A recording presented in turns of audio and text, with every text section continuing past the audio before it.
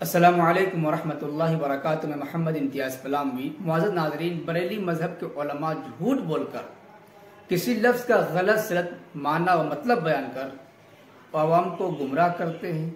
अवाम के दिलों में उलमाए हक़ उलमाए देवबंद के खिलाफ नफरत डालते हैं। एक लफ्ज़ है देवबंद और एक है देवबंदी। इन दोनों अल्फाज के सिलसिले में बरेलवी उलमा ने ऐसा ही झूठ बोला है और इसका गलत सलत मतलब बयान करके उलमाए हक़ उलमाए देवबंद से बज़न करने के लिए अवाम को वरगलाया है, अवाम को गलत बातें बताई। आज की इस वीडियो में हम बताएंगे कि देवबंद क्या है, देवबंदी किसे कहते हैं, बरेलवी उलमा देवबंद और देवबंदी का क्या माना और मफ़हूम बताते हैं और किस तरीके से अवाम को गुमराह करते हैं। अब समझिए कि देवबंद हिंदुस्तान के सूबा उत्तर प्रदेश में एक जिला है सहारनपुर। उस सहारनपुर जिले में एक कस्बा और गांव है देवबंद। वो बहुत बड़ा गांव है, हमारे झारखंड के एतबार से उसे शहर भी कह सकते हैं। उस देवबंद गांव में, देवबंद शहर में एक मदरसा है, दारुल उलूम देवबंद। इस दारुल उलूम देवबंद ने इस कदर इल्मी, दीनी, इस्लाही, समाजी, तबलीगी व तालीमी खिदमत अंजाम दी हैं कि उससे पूरी दुनिया फैज़याब हुई थी, हो रही है और इंशाअल्लाह क़यामत तक फैज़याब होती रहेगी। कि पूरी दुनिया में इस्लामी मदरसों में जामिया अजहर के बाद दूसरे नंबर पर दारुल उलूम देवबंद का नाम आता है। देवबंदी एक तो उन लोगों को कहा जाता है जो देवबंद शहर या देवबंद कस्बे के रहने वाले हैं। जैसे कि कोई झारखंड का रहने वाला है तो झारखंडी कहा जाता है, कोई बिहार का रहने वाला है बिहारी कहा जाता है, कोई लखनऊ का रहने वाला है तो लखनवी कहा जाता है, कोई बनारस का रहने वाला है बनारसी कहा जाता है, कोई बरेली शहर का रहने वाला है तो उसे बरेलवी कहा जाता है। इसी तरीके से गांव की तरफ निस्बत करते हुए उसको मंसूब किया जाता है और पलामवी, देवबंदी, ये लखनवी, बनारसी वगैरह कहा जाता है। इसी तरीके से देवबंदी एक दूसरी वजह से भी कहा जाता है। वो दूसरी वजह क्या है? आप इंटरनेट का सहारा ले, इंटरनेट पर सर्च करें, ये बात मिल जाएगी। हमने इंटरनेट की बात इसलिए कही है क्योंकि इंटरनेट पर ये सारी बातें मौजूद हैं। आप जहां कहीं भी रहने वाले हैं आप वहीं से सर्च कर सकते हैं और इस सच्चाई को जान सकते हैं, इस हवाले को आप पढ़ सकते हैं। सबसे पहले हम आपको पड़ोसी मुल्क पाकिस्तान का एक दारुल इफ्ता वल क़ज़ा है, जामिया बिनोरिया अल आलमिया, इसका एक फतवा पढ़कर सुनाते हैं, उसे मालूम हो जाएगा देवबंदी क्या है। एक सवाल है, मैं देवबंद का मतलब जानना चाहता हूँ। जवाब, वाज़ेह हो कि देवबंद हिंदुस्तान में वाक़ई मकाम का नाम है जिसकी शोहरत उसमें कायम शुदा मदरसा दारुल उलूम की बिना पर है और देवबंदी उर्फ के एतबार से वो हजरात कहलाते हैं जो कि दारुल उलूम देवबंद के उलमाए किराम से मुआफ़क़त रखते हैं। यानी दारुल उलूम देवबंद जो देवबंद कस्बे में मदरसा बना हुआ है, इस मदरसे के उलमा से जो मुताल्लिक़ हैं, उनसे जुड़े हुए हैं, उनसे मुआफ़क़त रखते हैं, उनको देवबंदी कहा जाता है। देवबंद जो गांव का नाम है उसका लफ्जी तर्जमा क्या होता है उससे उसका कोई ताल्लुक नहीं। इसी तरीके से एक गैर मुक़ल्लिद यानी अहले हदीस का वेबसाइट है, उस पर उन्होंने देवबंदी का क्या तारुफ लिखा है, आप समाअत फरमाएं। स्क्रीन पर देखें। इंडिया के एक कस्बे देवबंद में कायम दारुल उलूम से वाबस्तगान और वहां के उलमा के फिक्र अकीदा से मुताल्लिक़ लोग अपने आप को देवबंदी कहलाते हैं। ये फ़िक़्ह में हनफी और अकीदे में मातुरीदी हैं, तसव्वुफ़ के सलासिल अरबा के भी कायल हैं और अपनी निस्बत उनकी तरफ करते हैं। तीसरा हवाला है विकीपीडिया। ये बहुत ही मशहूर मारूफ वेबसाइट है विकीपीडिया। जिस चीज को तलाश करना हो आप उसकी विकीपीडिया में जाकर तलाश कर सकते हैं। देवबंदी लिखें, देवबंदी जामियात मदारिस की फहरिस्त, उसमें विकीपीडिया में खुद ही ये बात मौजूद है, पढ़ लें। देवबंदी अरबी, बंगाली, हिंदी, अंग्रेजी सब में लिखा हुआ है। करें देवबंदी एक इस्तिलाह है जो आलम इस्लाम में इहयाए इस्लाम यानी इस्लाम को जिंदा करने की एक तहरीक के लिए इस्तेमाल होती है।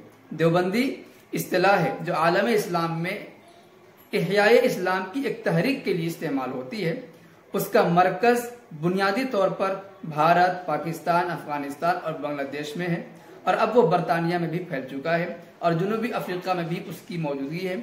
ये नाम भारत के देवबंद से अख्ज़ किया गया है जहां पर दारुल उलूम देवबंद वाक़े है, जहां पर दारुल उलूम देवबंद वाक़े है। इसी तरह दारुल उलूम का मुख्तसर तारुफ ये कराया गया कि ये तहरीक शाह वलीउल्लाह के फिक्रे वलीउल्लाही से मुतासिर है। ये तो हो गया कि देवबंदी किसे कहते हैं, यानी वो उलमा जो दारुल उलूम देवबंद से वाबस्ता हैं, उनसे वाबस्ता होने वाले को देवबंदी कहा जाता है। अब सवाल यह है कि देवबंदी उलमा का मसलक व मशरब क्या है। वह देवबंदी उलमा कोई नया मसलक रखते हैं, कोई नया फिरका है, कोई नया अकीदा रखते हैं, या कुछ और है, इसकी हकीकत क्या है। इस सिलसिले में दारुल उलूम देवबंद का एक फतवा जो ऑनलाइन हुआ, आप मुलाजा फरमाएं। सवाल, देवबंदी कौन है, बराए करम तफसील से बताएं। जवाब, बिस्मिल्लाहिर्रहमानिर्रहीम।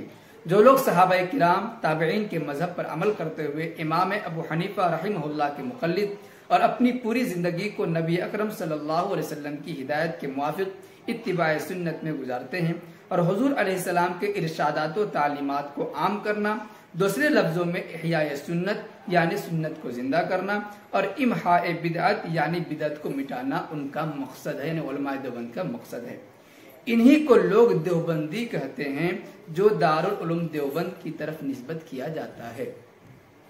मौजूद नाज़रीन, ये बात वजाहत से आपको मालूम हो गई कि देवबंद एक कस्बा, एक गांव है, वहां पर एक मदरसा कायम है जिसे दारुल उलूम देवबंद कहा जाता है। दारुल उलूम देवबंद के जो उलमा हैं, उनसे जो मुताल्लिक है, उनके जो अफकार व ख्यालात व नजरियात व अकायद से जो लोग मुत्तफिक हैं, उन्हें देवबंदी कहा जाता है। और उलमाए देवबंद के अकायद व नजरियात वही हैं जो हजरत सहाबा किराम ताबईन इज़ाम के हैं, और उलमाए देवबंद पक्के हनफी हैं, मुक़ल्लिद हैं। और आपने ये भी सुन लिया कि सूफिया के चारों सिलसिलों को मानने वाले हैं। इमाम अबू हनीफा रहमतुल्लाह अलैह के मुक़ल्लिद हैं। अकायद में हजरत इमाम अबू मंसूर मातुरिदी रहमतुल्लाह के मुक़ल्लिद हैं। देवबंदी कोई फिरका नहीं है, बल्कि जिसके अंदर दीनदारी होगी, जिसके अंदर माकूलियत पसंदी होगी, वही देवबंदी है, चाहे दुनिया के किसी भी कोने में रहने वाला हो। अब देखिए, बरेली मजहब की किताबों में किस तरीके से झूठ बोला गया है पब्लिक को गुमराह करने के लिए। ये किताब है जा अल हक, जिसके मुसन्निफ हैं अहमद यार खान नईमी। इनके मजहब के मुताबिक ये हकीमुल उम्मत हैं। दिबाचा है सफ़ा नंबर 5। नीचे देखिए, हुजूर अलैहिस्सलाम ने फरमाया था कि वहां से कर्नु शैतान यानी शैतानी गरोह निकलेगा।